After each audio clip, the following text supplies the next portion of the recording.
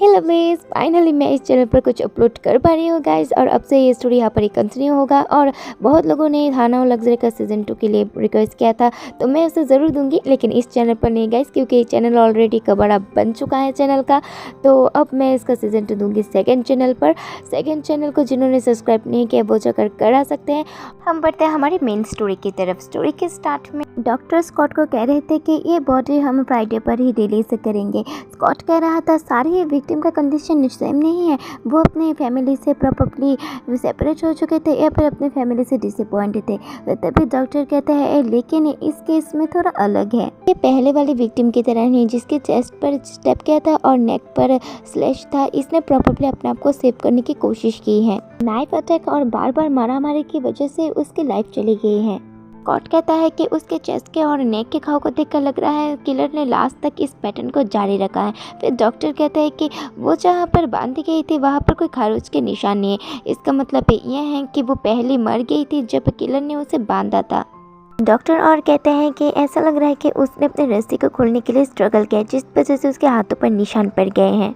Serial killer उसके control के desire को फिल करने के लिए ऐसा करता है, जो कि उसे काइंड ऑफ सेटिस्फैक्शन देता है। स्कॉट कहता है कि और थर्ड इंसिडेंट तो और भी ज़्यादा ख़राब था। फिर डॉक्टर कहता है तो तुम कह रहे हो कि किलर 2 हैं। स्कॉट कहता है हाँ, हाई चांस है कि वो दूसरे किलर के पैटर्न को मिमिक करने की कोशिश करा है। प्रीवियस किलर ने घर पर बॉडी को छोड़ा था, लेकिन उसने तो कंस्ट्रक्शन साइट पर ही बॉडी को छोड़ दिया। हो सकता है कि उसने इसे एक्सीडेंटली मार दिया होगा, लेकिन इस थ्योरी पर भी एक गड़बड़ है। हमने तो थर्ड विक्टिम के बाद ही पब्लिक पर अनाउंस किया कि यहाँ पर सीरियल किलर है, तो फिर उसने कैसे प्रीवियस सीरियल किलर के पैटर्न को मिमिक करना मैनेज किया?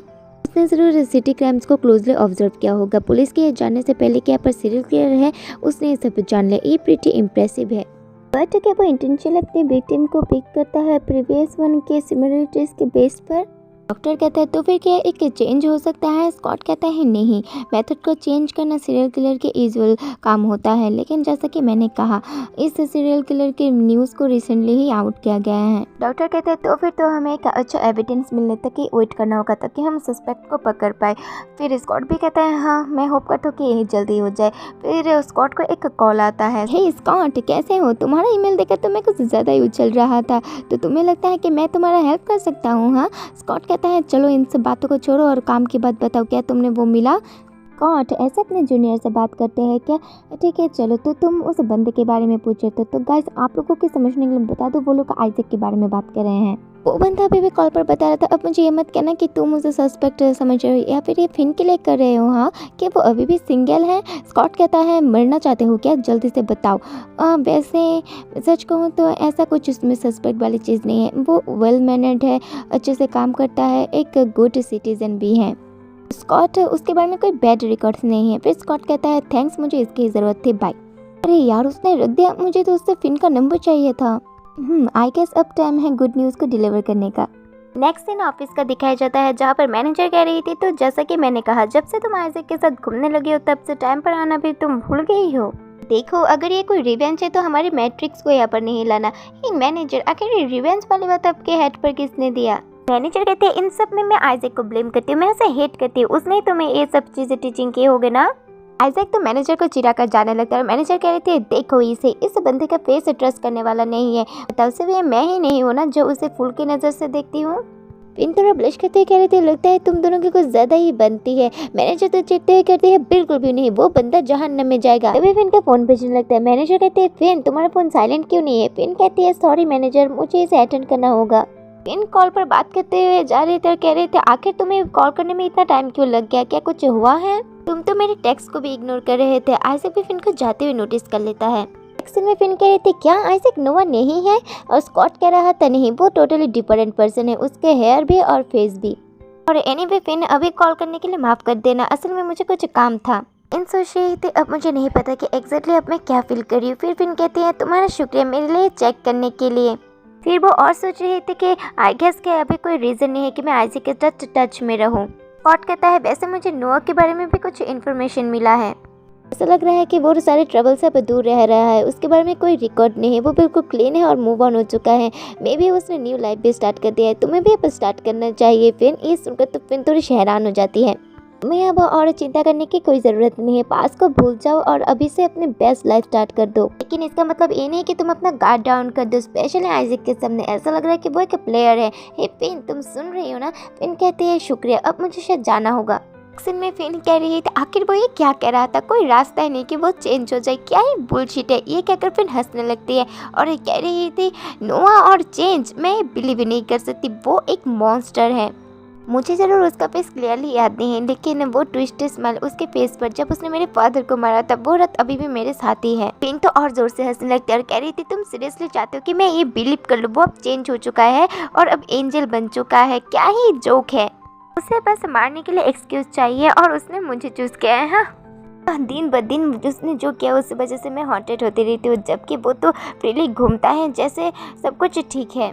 तभी फिन को एक आवाज़ सुनाई देती है जो कह रही थी कम ऑन फिन, अपना ये एक्ट बंद करो। क्या तुम सच में अब अपने आप को क्लीन दिखाना चाहती हो? मैं बेट करती हूँ कि तुमने नोआ को इन सब में चेयर किया था और तुमने उसे पुश किया था ये सब करने के लिए। तो रियल मॉन्स्टर यहाँ पर तुम हो। तो ये थी फिन की पास्ट सेल्फ। फिन तो चौंक जाते हैं और कहती है हाँ कौन? और फिन की पास्ट सेल्फ कह रही थी ओ फिन, अब तुम अपने आप को ही पहचान नहीं पा रही हो? क्या हुआ फिन? हम जो सचमुच है उसे याद दिलाने वाले हर एक चीज को तुमने मिटा दिया। तुम्हारी ये सिलेक्टिव मेमोरी तुम्हारी बहुत काम आती होगी ना? तो घबरा कर कह रही थी नहीं ये मैं नहीं हूँ, ये वही है जिसका ये आइडिया था। फ्लैशबैक दिखाया जाता है जहाँ पर नो कह रहा था चलो तुम्हारे फादर को मार देते हैं और यहाँ से चले जाते हैं। फिर फिन के पास चल कर लगता है तुम कुछ गलत ही डिमांड कर रही हो। फिर से दिखाया जाता है जहाँ पर फिन ही कह रही थी कि चलो मेरे फादर को मार देते हैं और यहाँ से भाग चलते हैं। और फिन तो कह रही थी नहीं नहीं ये मैं नहीं हूँ, ये मेरे फादर ही थे जिसकी वजह से ये सब थिंक मेरे दिमाग पर आई, लेकिन मैंने मीन नहीं किया था। फिन ऐसे कॉन्टिन्यूसली अपने आप से झूठ बोलना क्या थका देने वाला नहीं है? नहीं वेट, जब नो वापस आएगा मैं उसे कन्फ्रेंस कराऊंगी, तुम देखना मैं सही थी और उसने मुझे यूज़ किया है। नहीं फिन, वो अब वापस नहीं आएगा। उसने कानून से सजा भी काटी और अब वो कानून से आज़ाद भी हो चुका है। मीनवेल तुम यहाँ पर अपनी गिल्ट को बिना फील करे फ्री होकर यहाँ वहाँ घूम रही हो। आखिर कौन सी गलती के बारे में तुम बात कर रही हो? मैंने कुछ नहीं किया। मैं तुम्हें एक क्लू दे सकती हूँ फिन। हाँ ये नेक्स्ट सीन में आइजैक सोच रहा था बहुत टाइम हो गया वो अब तक नहीं आई, मैं सोच रहा अभी वो कहाँ पर होगी। फिर आइजैक का बंदा कह रहा था हे आइजैक तुम्हारी टीम बिजी नहीं लग रही, मैं जेलस हूँ। आइजैक कहता है हम बिजी हैं, मैं बस ब्रेकफास्ट लेने आया था। हे एको क्या तुमने फिन को देखा है? एक्चुअली बहुत टाइम हो गया जब मैंने उसे देखा था, मैंने सब चेक कर लिया, बस रेस्ट रूम में रह गया है। फिर एको कहते हैं तो फिर मैं तुम्हारे लिए वो चेक कर दूंगी। एको रेस्ट रूम पर जाते हुए कह रही थी हे फिन क्या तुम यहाँ पर हो? फिर वो देखती है कि फिन तो बेहोश होकर गिरी हुई है। वो चिल्लाने लगती है फिन आके तुम्हें क्या हुआ? हे आइजैक जल्दी से यहाँ पर आओ। नेक्स्ट सीन में फिन हॉस्पिटल पर थी जहाँ पर वो आंखें खोलकर देखती है आइजैक भी वहाँ पर ही था। वो सोच रही थी कि यहाँ पर कोई रियल रीजन नहीं रहा कि मैं और आइजैक और बात करें। हे आइजैक, ओ फिन फाइनली तुम उठ गई। लेकिन जब वो मेरे पास होता है तब मुझे ऐसी चीज़ें फील होती है जब पहले कभी नहीं हुई। फिन अभी तुम्हें कैसा लग रहा है? हाँ थोड़ा सा चक्कर आ रहा है, मैं यहाँ पर कैसे आई? फिन और सोच रही थी उसका प्रेजेंस वार्म फील करवाता है। ऐसे कहता है एको ने ही तुम्हें रेस्ट रूम पर अनकॉन्शियस देखा था, हमारी ऑफिस के नर्स ने भी कहा कि हम तुम्हें हॉस्पिटल ले आए। हमें तुम्हारे गार्डियन को रीच करने में ट्रबल हो रहा था, तो क्या अब हमें स्कॉट को कॉल करना चाहिए? नहीं आइजैक मैं अब ठीक हूँ, इसकी ज़रूरत नहीं। फिन सोच रही थी मैं ऐसे वार्म फील करना चाहती हूँ। आइजैक क्या कहता है फिन रुको मैं भूल गया था, मुझे नर्स को कॉल करना है। आइजैक जाने लगता है तभी फिन पीछे से कहती है मेरे फादर हमेशा से मुझे मारते थे जब मैं बच्ची थी, वो मुझे हिट करते थे जब वो ड्रंक होते थे और फिर जब कोई मैं गलती करती थी या फिर जब भी उन्हें मन करता था वो तभी मुझे मारते थे। वो मेरे मॉम के डेथ के लिए मुझे ब्लेम करते थे क्योंकि वो मुझे बर्थडे के टाइम ही मर गई थी। वो हार्डली घर आते थे और मेरे लिए कोई मनी और फूड भी नहीं रखते थे, लेकिन वो चाहते थे कि मैं घर को बिल्कुल सेट रखूँ, जबकि मैं भूख की वजह से कमज़ोर भी थी, लेकिन मुझे वो चीज़ करनी पड़ती थी, नहीं तो वो मुझे हर्ट करते थे। समटाइम्स मैं सोचती थी बेटर होता कि वो वापस से नहीं आता, कि ये हॉरिबल है सोचने के लिए। मैं बस बहुत स्कैर्ड थी कि वो मुझे फिर से मारेगा, लेकिन मेरे इस विश को सुनने वाला कोई था। उसने मेरे आंखों के सामने मेरे फादर को मार दिया और अब मेरे इस गिल्ट को मैं अपने लाइफ टाइम तक कैरी करूँगी। मेरी मोस्ट मेमोरी तो चली गई है, लेकिन ये डरावनी मेमोरी रह गई है, ये कर्ज की तरह है। आइजैक तो फिन को अपने बाहों पर ही भर लेता है। फिर फिन कह रही थी सुनो आइजैक मुझे नहीं पता कि ये मेरे पास की वजह से है या नहीं, लेकिन मैं हमेशा स्टेबल नहीं रहती और अपने आप के खिलाफ भी जाती हूँ। मैं बहुत मूडी, सेल्फिश और ओवरली अटैच भी हो सकती हूँ। समटाइम्स मैं ऐसी चीज़ें समझती हूँ जो असल में है ही नहीं, मैं कम्प्लीटली मैस हूँ। क्या तुम फिर भी मेरी तरह किसी को डेट करना चाहोगे? आइजैक भी फिन को कसकर पकड़कर प्यार से कहता है, हाँ ऑफ कोर्स फिन, मुझे और कोई नहीं चाहिए।